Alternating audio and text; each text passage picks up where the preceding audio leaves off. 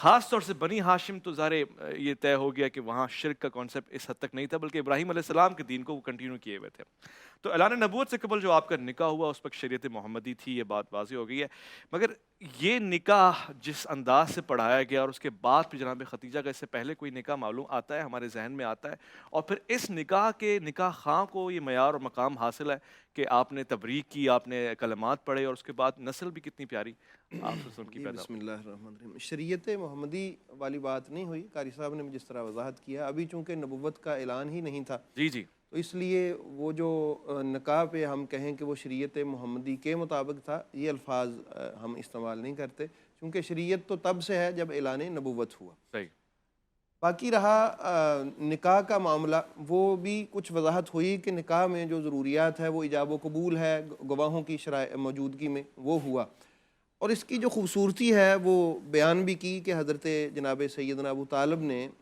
جو خطبہ ارشاد فرمایا وہاں پر کھڑے ہو کر، اس میں انہوں نے جو کہا تھا کہ الحمدللہ الذی جعلنا من ذریۃ ابراہیم وزرع اسماعیل، کہ ہم اس اللہ کی حمد کرتے ہیں، حمد بجا لاتے ہیں اللہ رب العالمین کی، کہ جس نے ہمیں ابراہیم علیہ السلام کی اولاد سے اور اسماعیل علیہ السلام کی کھیتی سے بنایا ہے۔ اس بات پہ بھی ہم اللہ کی حمد کرتے ہیں، یعنی سبحان اللہ۔ ابراہیم علیہ السلام کی نسبت پہ وہاں کھڑے ہو کے اللہ کی بارگاہ میں شکریہ ادا کر رہے ہیں۔ اور پھر ایک اور یہ تو خطبے کا تسلسل ہے، ایک اور روایت ہے، چونکہ یہ تاریخ کی کتب میں یہ مختلف الفاظ کے ساتھ جملے جو ہیں یہ موجود ہیں، بڑے خوبصورت جملے، پاکیزگی ہے جناب سیدہ عائشہ خدیجہ سلام اللہ تعالی علیہا کے حوالہ سے، وہ بھی میری نظر سے گزرے کہ انہوں نے کہا کہ ان ابن اخینا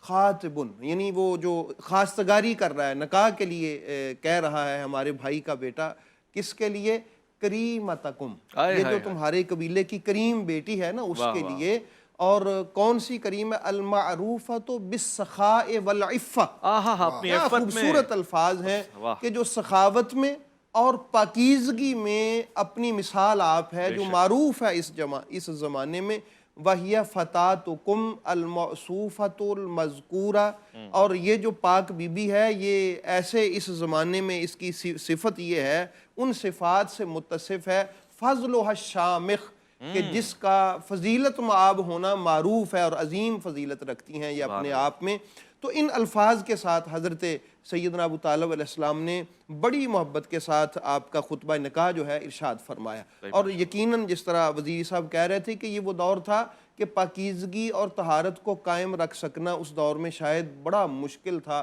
اس دور میں بھی اگر کوئی طاہرہ کے لقب سے ملقب ہے تو وہ حضرت سیدہ خدیجہ تھیں، اور پھر اللہ پاک نے کیا انتظام فرمایا۔ میں دوستوں سے کہا کرتا ہوں کہ نگاہ قدرت نے اس مشن کو کی کمپلیکیشن کے لیے، اس کو کمپلیٹ کرنے کے لیے زمین پر جب نگاہ دوڑائی